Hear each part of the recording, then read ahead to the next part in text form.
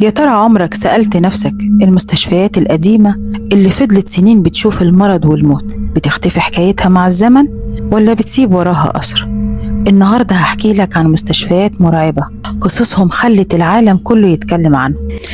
مستشفى ويفرلي هيلز بأمريكا الناس كانت بتسميها بيت الأرواح.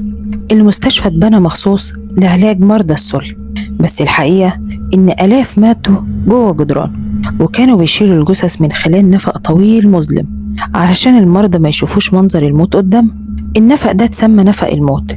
اللي بيدخل المكان دلوقتي بيقول إن بيسمع أصوات أنين وصرخات بتتكرر طول الليل، وفي ناس شافوا ولد صغير بيجري ورا كورة ولما يقربوا منه بيلاقيه اختفى، كأن الروح لسه بتلعب مش قادرة تسيب المكان. نروح لإنجلترا وبالتحديد مستشفى بيلين في لندن.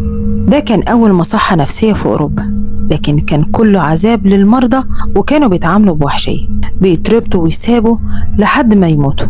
الليل هناك مرعب. عمال الحراسة بيقولوا إنهم بيسمعوا ضحك هستيري وصوت صريخ جاي من العنابر الفاضية، وفي حكايات عن وجوه بتبص من الشبابيك. رغم إن المباني مقفولة ومهجورة، الناس بتقول إن المكان بقى بيت للأرواح اللي ماتت فيه من غير رحمة. والروح بعيد شوية لآسيا، مستشفى في آسيا وبالتحديد في سنغافورة. المكان ده كان مستشفى عسكري وقت الحرب العالمية التانية، وبعدها تحول لمعسكر تعذيب. آلاف اتعذبوا لحد الموت.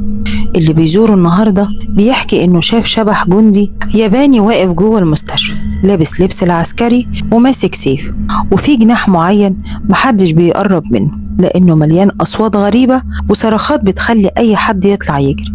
ناس كتير قالت إنهم حسوا كأن في عيون بتراقبهم من كل زاوية، لدرجة إن في ناس طلعت منها مصدومة ورفضت تدخل المكان ده تاني. ومن سنغافورة نرجع لأوروبا وتحديدا النمسا. في مصحة هناك المكان ده معروف بتجاربه القاسية على المرضى النفسيين، كانوا بيعملوا عمليات وتجارب غريبة جدا وكتير ماتوا هناك. اللي يدخل المصحة دلوقتي بيسمع خطوات وراه طول الممرات الفاضية، وفي شبح ممرضة لابسة لبس قديم جدا بيقولوا إنها بتقف وتبصلك من بعيد، ولو ركزت في عينيها بتلاقي نفسك حاسس بالبرد وبخوف يخليك مش قادر تتحرك، وبعدين بتختفي فجأة كأنها ما كانتش موجودة. ونرجع لمستشفى في المكسيك. المكان ده اتقفل بعد سلسلة حرائق غامضة محدش لقى ليها سبب. اللي ساكنين حوالين المستشفى بيقولوا إنهم بيشوفوا ست بيضة واقفة على الشباك بتصرخ بصوت يخلي الدم يتجمد في عروقك، وفي جناح للحروق لسه في ريحة دخان طالعة رغم إن المبنى مهجور من سنين.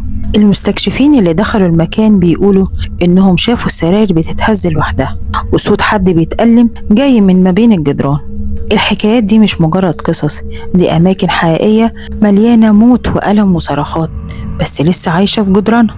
يمكن لو دخلت مستشفى قديمة في نص الليل ووقفت فجأة هتسمع أصوات أنين أو خطوات جاية وراك، وساعتها هتسأل نفسك هل دي خيالات ولا الأرواح فعلا لسه موجودة في المكان ومرتاحتش.